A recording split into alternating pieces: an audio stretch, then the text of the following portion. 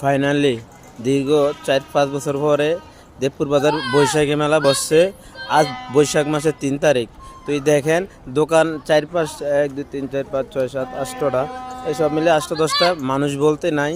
কিন্তু দেখেন এই যে বৈশাখ মাসে যে ঐতিহ্যটা যে একটা মেলা মানুষের জমজমাট থাকতো, আজ বৈশাখ মাসের 3 তারিখে যে তো ফাইনালি দেখেন মানুষ নাই। এ মনে হয় দোকান 10টা, মানুষ হলো 20টা। আগে মেলা দিলে হায় রে মেলা যাই রে ঠেলা খাই রে, এখন ঠেলা ঠেলি নাই, মেলা ফাঁকা।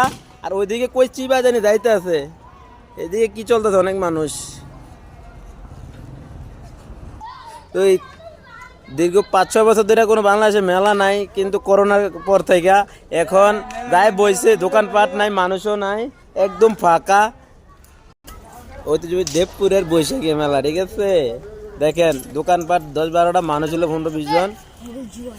হেফেল কি ওই জায়গাটা তো ভিড় কি আরে জানে কি তা জুয়া খেলে, হ্যাঁ জুয়ারি জায়গা তো অনেক ভিড়। হ্যাঁ দুনিয়ার মানুষ কেমন লাভ হয়নি না লস হয়, জুয়া জানি ধরে খেলে লাল লাল লাল